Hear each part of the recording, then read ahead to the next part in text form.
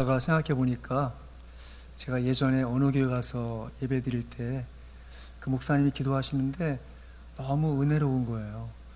그래서 기도를 듣고 같이 마음 모아 기도하면서 제가 그때 어떤 생각을 했는가 하면, 저 목사님은 설교하지 않고 기도만 계속 하면 좋겠다. 왜냐하면 그분 설교는 참 어려운 설교고 힘든 설교였어요. 그분은 참 설교를, 그러니까 많은 것 가르쳐 주시려고 어렵게 설교하시는 분이시라 설교를 듣고 나면 머리가 좀 복잡하고 아픈 그런. 그래서 그분 수요 예배 가서 제가 늘 예배 드렸는데 기도할 때마다 은혜가 너무 돼. 근데 기도 끝나고 설교 들으려고 그러면 갑자기 부담이 딱 돼. 이거 오늘 또 얼마나 또 어려운 말씀 하실까 좀 미리 마음이 어렵게 준비하는데, 저는 어떤가요, 여러분? 저도 계속 기도만 하면 좋지 않을까요? 설교하는 것보다. 아무튼 여러분, 오늘 말씀의 주제는 내 믿음이 어디 있을까입니다. 여러분 믿음 어디 있습니까? 여러분 지금 어떠한 상황에 있고 그 믿음으로 무엇 하고 계십니까? 예수님이 하루 한날 제 아들과 함께 말씀하십니다. 우리가 호수 저편으로 건너가자고 하십니다. 저는 이 말씀을 이해할 때마다, 늘 이 말씀을 대할 때마다 예수님이 보시는 그 저편은 우리가 알 수 없는 저편이라고 늘 생각합니다. 오늘 하루 이제 여기 잠깐 세우리 교회 예배실에 와서 예배드린 여러분의 인생의 배가 이제 또 이날 저녁 어디까지 이르러야 할지 예수님이 여러분의 인생의 배를 타시고 그 하루에 말씀하시는 것이죠. 여러분 아침에 나오실 때 저편으로 건너가자 하시고 여러분의 인생의 배를 타시고 여기 교회까지 오셨고 또 이후에 또 나갈 바가 있습니다. 저는 이 말씀의 의미를 단순히 지리적이고 거리적인 의미에서 저편이 아니라 시간적인 의미로 이해할 때는 항상 예수님 말씀하신 저편은 그냥 저편이 아니라 영원한 저 천국인 줄 믿습니다. 그분은 우리를 택하시고 우리 인생의 배를 타셔서 저편으로 건너가자라고 말씀하실 때는 그분이 바라보시는, 그분이 결국은 우리의 인생의 항해가 잘 마감되도록 인도해 주실 영원 천국까지 가시고자 하신 것을 믿으시기 바랍니다. 그분이 그렇게 우리를 인도해 주셨습니다. 여러분 지금 예수님을 누구로 알고 있습니까? 오늘 이 내용의 결론은 그것입니다.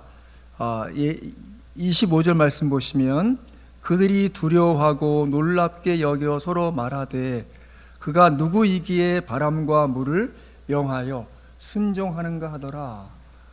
예수님에 대한 그 태도, 예수님에 대한 자세, 그것이 곧 믿음인 것입니다. 그런데 제자들은 지금 그 예수님을 충분히 이해하지 못했던 것 같습니다. 그래서 예수님이 지금 이들을 데리시고 호수 저편으로 건너가자라고 하시기 직전 주신 가르침 무엇인가 하면, 누가복음 8장 19, 20, 21절 같이 한번 읽습니다. 시작. 예수의 어머니와 그의 동생들이 왔으나 무리로 인하여 가까이 하지 못하니 어떤 이가 알리되 당신의 어머니와 동생들이 당신을 보려고 밖에 서 있나이다. 예수께서 대답하여 이르시되 내 어머니와 내 동생들은 곧 하나님의 말씀을 듣고 행하는 이 사람들이라 하시니라.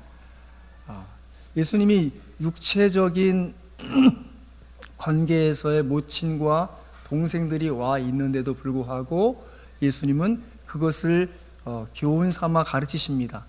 누가 내 어머니고 내 동생들이냐? 하나님의 말씀을 듣고 지키는 자들, 바로 지금 예수님의 가르침을 받고 있는 이 사람들이라고 말씀하고 있습니다. 이 누가복음 7장 그리고 8장에서 예수님은 이적을 일으키시고 교훈하시고 가르치십니다. 제 아들은 그분 앞에서 말씀을 듣고 예수님이 친히 내 동생들이라고 할 만큼의 태도로서 말씀을 듣고 지키는 자의 태도를 보였지만, 그들이 결국 당한 일로서 그들의 믿음의 실체가 드러났습니다. 그것은 무엇입니까? 자, 23절 같이 한번 읽습니다. 시작. 행선할 때에 예수께서 잠드셨더니 마침 광풍이 옷으로 내리치매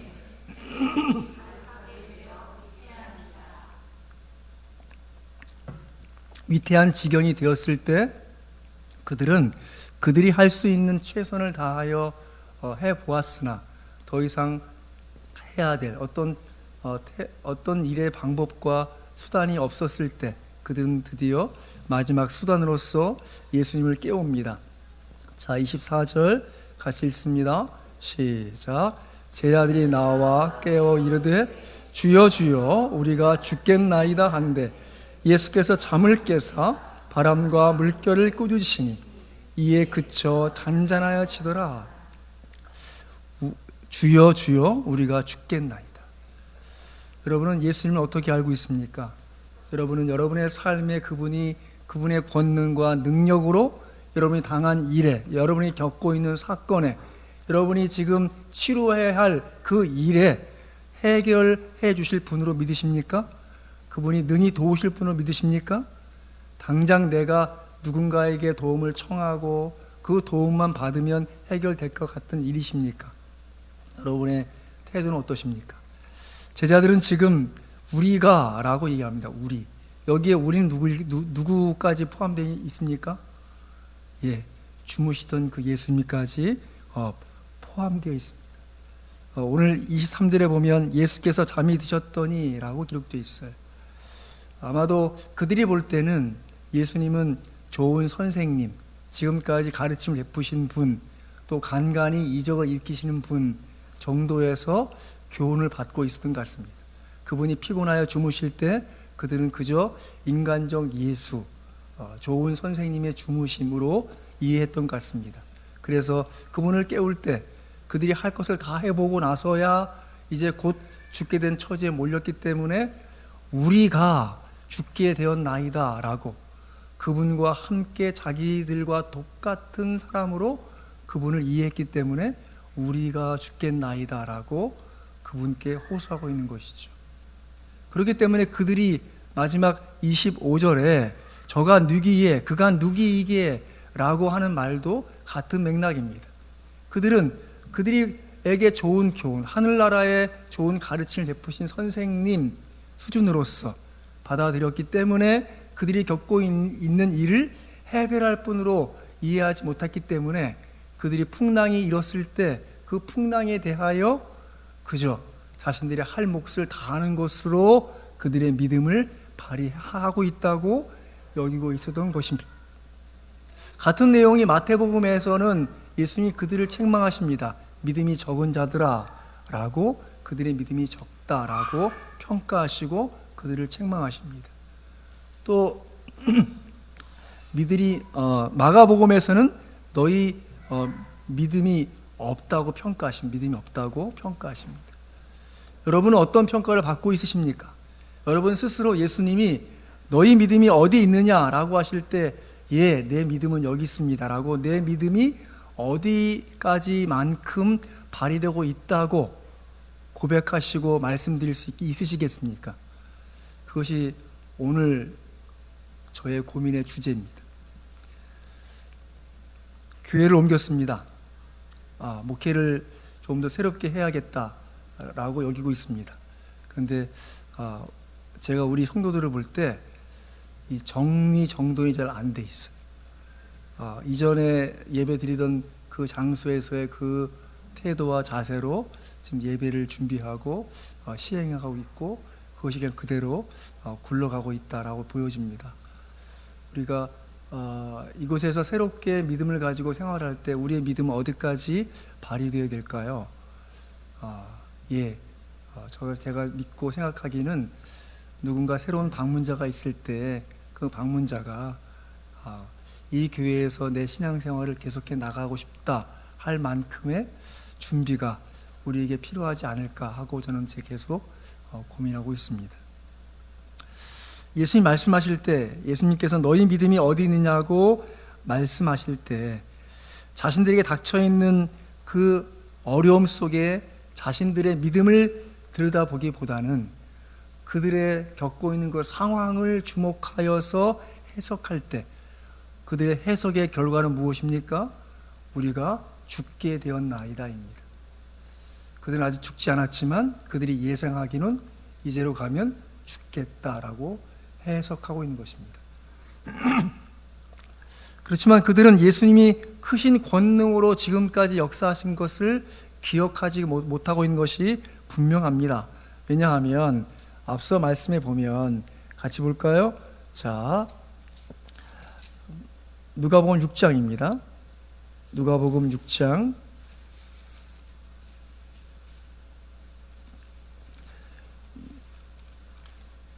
자, 6장 19절 자, 18, 19절 같이 한번 읽습니다. 시작. 더러운 귀신에게 고난받는 자들도 고침을 받은지라. 온 무리가 예수를 만지려고 힘쓰니 이는 능력이 예수 그로부터 나와서 모든 사람을 낫게 함이로라. 아멘. 여러분, 예수님이 여러분이 겪고 있는 질병을 고칠 분으로 믿으십니까? 저는 믿습니다. 물론 제가 완치는 되지 않았지만 저는 여전히 그분의 치유의 능력이 저기에 남아 있어서 제가 살아있고 제가 활동하고 있다고 좀 믿습니다. 뿐만 아니라 그들은 또 다른 하나님의 우리 주님의 고치심을 보았습니다. 자, 7장 보세요. 7장 자 15, 16절 같이 한번 읽습니다. 시작. 죽었던 자가 일어나 앉고 말도 하거늘 예수께서 얘기해 주시니 모든 사람이 두려워하며 하나님께 영광을 돌려 이르되 큰 선지자가 우리 가운데 일어나셨다 하고 또 하나님께서 자기 백성을 돌보셨다 하더라. 그렇게 나인성에 죽은 청년의 그 부활을 일으키신 예수님, 그 능력이 있으신 예수님 말이죠. 또 21절 7장 21절 보겠습니다. 시작. 마침 그때에 예수께서 질병과 고통과 및 악기 들린 자를 많이 고치시며 또 많은 맹인을 보게 하신지라. 아멘. 그렇게 치유의 능력을 또 귀신을 내쫓는 권능을 또 죽은 자를 살리시는 그런 권능이 있으신 분이심을 그들이 알고 있었음에도 불구하고 그들은 자신들이 겪고 있는 문제는 해결할 수 없는 분으로 이해했기 때문에 그들에 대해서 예수님 말씀하십니다. 너희 믿음이 어디 있느냐? 또 말씀하십니다. 마태복음에서는 이 믿음이 적은 자들아 라고 얘기하십니다. 여러분이 겪고 있는 그 모든 상황과 환경에 대해서 그분이 해결할 수 있다고 믿습니까? 저는 믿습니다. 앞서 말씀드렸지만 아직 여기서 어떻게 목회를 해 나갈까에 관한 구체적인 그림과 비전은 제가 다 그리지 못했지만 저는 이 교회의 머리 되신 주님이 우리 교회를 운영해 나가시고 운행해 나가시라고 저는 믿습니다. 그렇기 때문에 큰 염려하지 않고 기도하면서 준비해 나가고 있습니다. 제자들은 자신들이 얼마나 믿음이 없으면 풍랑이 일고 배에 물이 차올랐을 때 당황하고 스스로 해결할 수 없는 문제를 가지고 씨름하고 우왕좌왕하면서 어찌할 바를 알지 못했던 자신들을 부끄러워했습니다. 그런데 제자들은 엉뚱하게도 예수님이 행하신 권능에 대해서 겉으로 드러나는 것만을 놓고 신기하게 생각했고 이러한 능력을 행하신 예수님은 과연 누구실까라고 생각만 하고 있었던 것입니다. 배 위의 제자들은 생각하는 바가 달라서 현 상황에 대해서 무엇이 문제인가를 바르게 생각하지 못하고 있는 것입니다. 예수님은 그들의 문제점을 명확하게 지적하십니다. 그들에게 문제는 무엇입니까? 너희 믿음이 어디 있느냐? 그들은 믿음이 지금 어디 있는지도 모르고 그저 그렇게 예수님을 따라온 것입니다. 지금 예수님은 우리에게 물으십니다. 저에게 물으십니다. 너희 믿음이 어디 있느냐? 이 말씀을 뒤집어 생각하면 저 스스로에게 묻습니다. 내 믿음은 어디 있을까? 나는 지금 생각하는 것이 나의 믿음 없음을 생각하는 것이 아니라 겉으로 드러난 상황만 놓고 거기에 관심을 두고 있다면 이 예수님의 질문에 대답하지 못하고 서로 얘기하기를 그가 누구이기에 라고 바람과 물결이 잔잔해졌는가 질문했던 제 아들의 질문이 곧 우리 자신들의 질문입니다.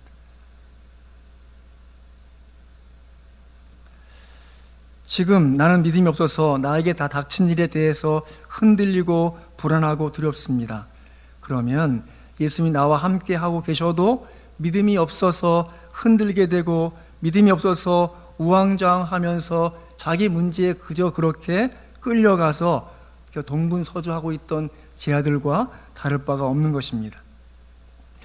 이러한 예수님은 이러한 상황에 있는 제 아들을 그저 그렇게 방치하지 않으시고 그들이 겪고 있는 일을 해결하시고 그들의 문제점을 밝혀준 것을 볼 수 있습니다. 여전히 예수님은 우리가 겪고 있는 일에 대해서 그 일을 해결할 수 있는 능력을 발휘하시고 그분이 책임져 주신 것을 믿으시기 바랍니다.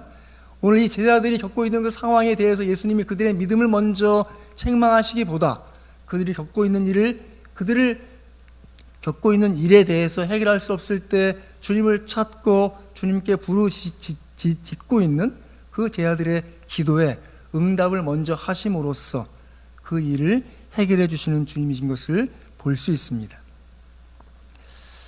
믿음의 본질, 믿음의 성격은 무엇입니까? 그것은 단순한 감정이 아닙니다. 어려운 상황이 닥치면 쉽게 변하는 감정이 믿음이 될 수는 없습니다.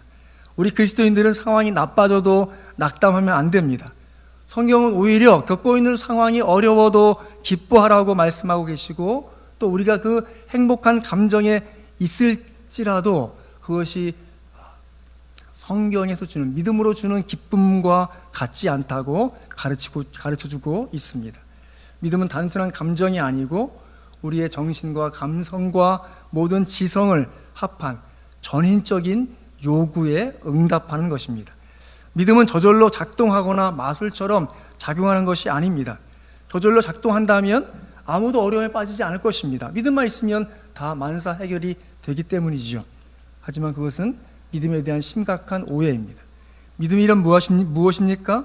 오늘 본문이 가르치는 바 믿음의 원리는 행동이라는 것입니다. 저와 여러분이 믿음을 작동시켜야만 움직인다는 것입니다.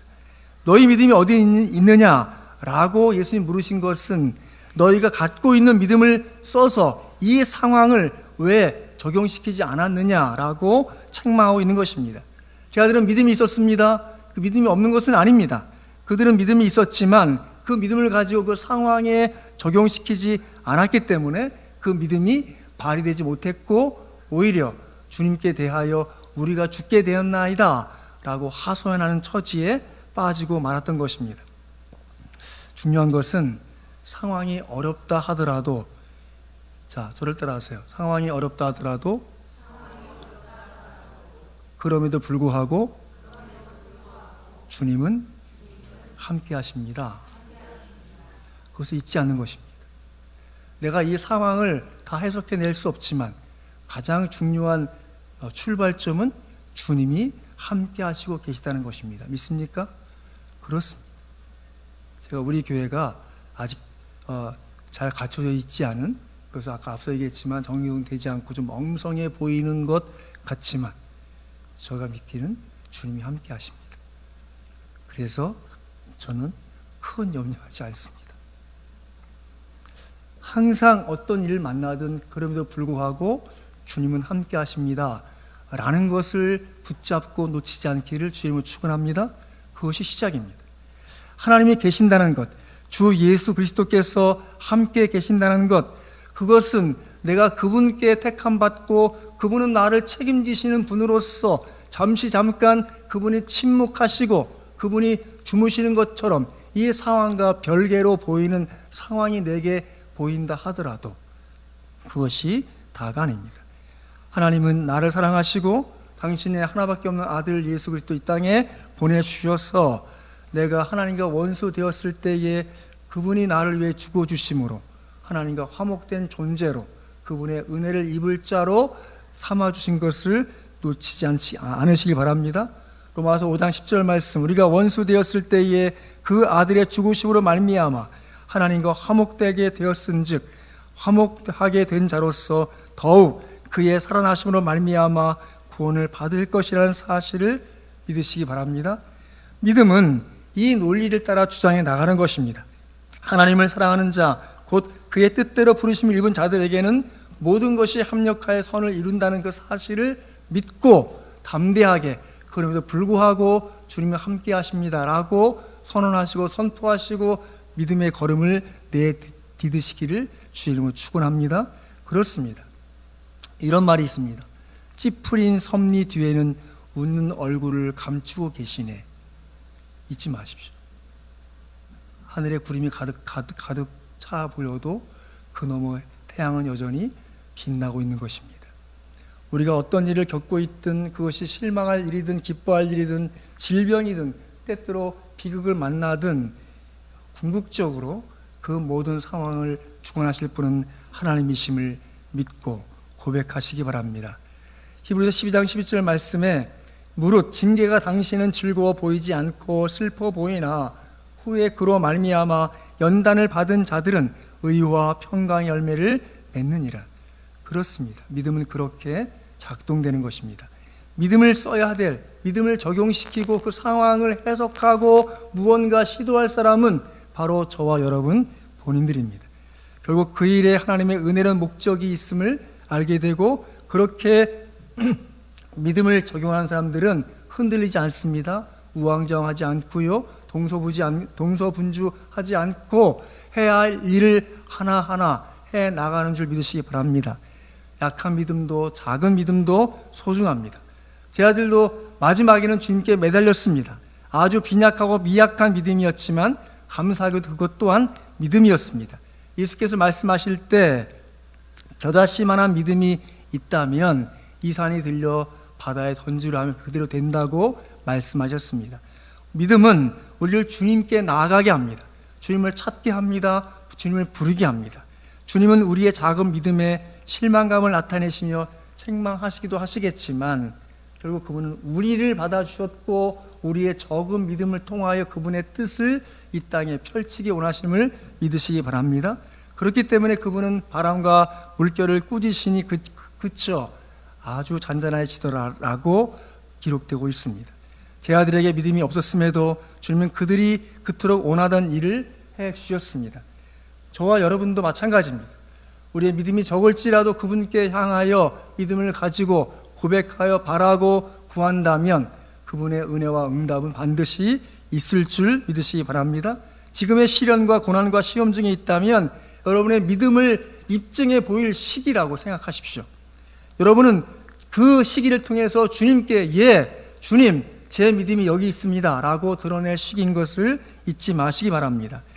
때때로 우리가 겪고 있는 일에 실패했다 하더라도 믿음을 적용할 만큼의 믿음은 여러분에게 남아 있습니다. 믿음은 무엇입니까? 주 예수 그리스도의 십자가의 죽으심과 부활하심을 믿고 고백하는 것이 곧 가장 기본적인 믿음입니다. 그 믿음은 하나님이 성령의 은사로 주어지는 거예요. 그 믿음은 구원받을 믿음이고요, 그 믿음은 주님께 쓰임받을 그릇으로 준비된 믿음이에요. 거기에 하나님이 또 다른 믿음을 주셔서 그 믿음을 통해서 또 다른 일들을 이루어 나가실 것입니다. 여러분이 어떤 일을 겪고 있든 그 일이 주님께 달려나갈 길이라고 믿으십시오. 제 아들이 가장 잘한 일은 그들이 믿음이 없었음에도 불구하고 그들과 함께 있던 그 주님을 찾아 주여 주여 라고 부르고 우리의 죽게 된 것을 돌보지 아니하십니까? 라고 자신들이 적은 믿음을 가지고 해석한 그것을 그분께 말씀드린 것입니다. 그렇기 때문에 믿음은 행동이란 사실을 잊지 마십시오. 그렇기 때문에 믿음은 우리가 당한 일에 적용해야 될 가장 중요한 키워드입니다. 너희 믿음이 어디 있느냐라고 예수님이 물으시는, 또 때때로 내가 믿음이 있을까? 라고 스스로 자문할 때 그때마다 기억하십시오. 내 믿음을 적용시킬 때로구나 라고 인정하십시오. 이 말씀이 진리입니다. 고린도후서 13장 5절 말씀, 너희는 믿음 안에 있는가? 너희 자신을 시험하고 너희 자신을 확증하라. 예수 그리스도께서 너희 안에 계신 줄을 너희가 스스로 알지 못하느냐? 그렇지 않으면 너희는 버림받은 자니라. 마태복음 6장 30절 말씀, 오늘 있다가 아궁이에 던져지는 들풀도 하나님이 이렇게 입히시거든 하물며 너희일까 보냐? 믿음이 작은 자들아 라고 말씀하고 계십니다. 우리의 믿음 없음을 지적하시면서도 예수님은 마태복음 17장 20절에 이르시되 너희 믿음이 작은 까닭이니라. 진실로 너에게 이르노니 만일 너희에게 믿음이 겨자씨 한 알만큼만 있어도 이 산을 명하여 여기서 저기로 옮겨지라 하면 옮겨질 것이요 또 너희가 못할 것이 없으리라 라고 말씀하십니다. 요한복음 11장 40절 말씀에 예수님은 내가 믿으면 하나님의 영광을 보리라 하지 아니하였느냐라고 말씀하십니다. 단순히 믿음을 가지세요, 믿습니까? 믿어야 합니다 라는 말로 믿음이 생기지 않습니다. 주님이 어려움을 당한 나와 함께 하고 계시고, 그렇지만 그럼에도 불구하고 풍랑이 일 수 있다는 거 잊지 마십시오. 나 스스로 문제를 해결하려고 하면 버티다가 결국 물이 차오르고 결국 더 위험한 지경에 이르고 맙니다. 여러분이 지금 겪고 있는 일이 심각하지 않을 때 주님을 찾으십시오. 미리미리 주님과 긴밀한 기도의 친밀함을 유지하십시오. 큰 소리 부르짖지 않아도 주님이 달려와 들을 만큼 주님과 친밀하게 기도하십시오. 그 모든 상황에 있어서 주님을 찾고 주님께 말씀드리고 의뢰하고 그분께 지혜를 구하고 믿음을 적용시켜 나가십시오. 그것이 너희 믿음이 어디 있느냐 할 때 내가 믿음이 어디 있을까라고 하는 가장 중요한 적용점입니다. 주님은 나의 믿음을 돌보시기도 하지만 내가 보고 있는 것이 얼마나 허망한 것들인 것을 깨닫게 해주십니다. 제 아들은 지금 겪고 있는 것들을 보면서 정작 보아야 할 주님을 보지 못했습니다. 그 주님의 능력을 기대하지 못했습니다. 주님이 행하실 일에 대한 믿음이 충만함으로 주님께 구하지 못했습니다. 때때로 믿음의 사람들은 이 땅에서 많은 겪지 말아야 할 많은 일들을 겪습니다. 전 교회사를 읽을 때마다 제 자신이 너무 안일하게 신앙생활을 하고 있지 않는가라는 자책이 들 때가 많습니다. 초대교회 성도들은 믿음을 가졌기 때문에 돌팔매질 당했고 그들은 창으로 관역 삼아 죽는 일을 당했습니다. 하지만 그들은 겪고 있는 그 상황이 심각하고 어려웠지만 그들의 믿음을 포기하지 않았습니다. 심지어 어떤 때는 사도 바울이 경험한 것처럼 사형 선고를 받은 줄 알 만큼 어려움이 왔을 때 자신을 의지하지 않고 오직 죽은 자를 다시 살리신 하나님만 의지하게 하시는 하나님의 뜻이 있음을 잊지 말아야 합니다. 고린도후서 1장 9절 10절 말씀에 우리는 우리 자신이 사형 선고를 받는 줄 알았으니 이는 우리로 자기 자신을 의지하지 말고 오직 죽은 자를 다시 살리시는 하나님만 의지하게 하심이라. 그가 이같이 큰 상황에서 우리를 건지셨고 또 건지실 것이며 이후에도 건지시기를 그에게 바라노라.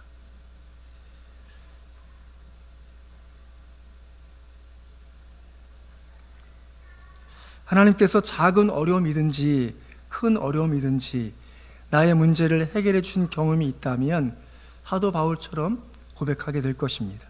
지난번에 어려움에서 나를 건져주신 살아계신 하나님이시기 때문에 또 나를 건져주실 것이고 이후에도 건져주실 것을 믿습니다. 이러한 믿음은 살아계신 하나님을 경험한 사람에게만 있는 살아있는 믿음입니다. 믿음을 통해서부터 속에서부터 우러나온 진정한 신앙 고백이 있기 때문에 우왕좌왕하지 않습니다. 불안하고 두려워하지 않습니다. 나의 힘으로만 해결하려고 하지 않습니다. 오히려 지금 침묵하고 계시는 그 주님께 나아가 믿음을 고백합니다. 주님, 주님의 능력과 은혜를 베풀어 주옵소서 라고 할 것입니다. 저는 여러분이 겪고 있는 일이 작은 일이든 또는 이 제자들처럼 풍랑을 만나서 배가 침몰할 만큼의 어려운 일이든 그 상황에 대해서 잊지 말아야 할 중요한 한 가지, 그것은 그럼에도 불구하고 주님이 나와 함께 하신다는 사실입니다. 그것을 믿고 고백하시겠습니까? 그렇다면 여러분의 믿음은 살아있는 믿음이고 주님이 인정할 만한 믿음입니다. 믿음은 신념이라기보다는 신뢰입니다. 그건 추상적인 지식이 아닙니다. 인격적 관계의 문제입니다. 신학에서 믿음이란 인간이 절대자 또는 초월자를 이해하는 것으로 나타내는 표현입니다. 믿음은 새로운 지식을 발견하는 것과는 대조적으로 계시에 응답하는 것입니다. 예수님의 말씀에 응답하심으로 여러분은 주 예수를 여러분의 인생의 주인으로 모셨습니다. 맞습니까? 여러분의 인생의 배의 주인이십니까? 여러분의 가정의 배의 주인이십니까? 이 교회의 주인이십니까? 그렇다면 그분이 우리가 겪고 있는 모든 상황에 대해서도 하실 일이 있다고 믿으시기 바랍니다. 하나님은 자신을 나타내시고 그 하나님에 대하여 우리의 믿음의 반응을 보일 때 그때 우리 믿음은 살아있는 것이고 우리는 믿음이 어디 있을까 할 때 적용할 믿음을 가지고 최선의 것들을 실행시켜 나가는 가장 기본적인 믿음이 있는 것입니다. 정리하겠습니다. 여러분, 예수님은 제 아들에게 묻습니다. 너희 믿음이 어디 있느냐? 그들은 두려워하고 놀랍게 여겨 서로 말하되 그가 누구이기에 바람과 물을 명하여 순종하는가 하더라는 수준이 아니라 내가 믿음이 어디 있을까? 라고 스스로 되물으실 때 그럼에도 불구하고 주님은 나와 함께 하십니다. 주신 바 믿음으로 저는 이 믿음을 내 삶에 적용시켜 나가겠습니다 라고 고백하시는 여러분 되시길 바랍니다. 여러분이 실천할 것들을 실천하십시오. 그것이 무엇이든 작은 것 하나하나 실천시켜 나간다면 예수님 물으실 때 예 주님 주신 바 은혜와 믿음으로 제가 이것을 이렇게 적용하여 실천하고 있습니다 라고 하실 수 있을 것입니다. 여러분의 인생의 배의 주인은 누구이십니까? 여러분의 가정의 배의 주인은 누구이십니까? 우리 교회의 배의 주인은 누구이십니까? 그럼에도 불구하고 주님은 함께 하십니다. 여러분이 그 믿음을 기초로 하여 믿음을 적용시켜 나가는 이번 여름 되시기를 주의 이름으로 축원합니다. 아멘.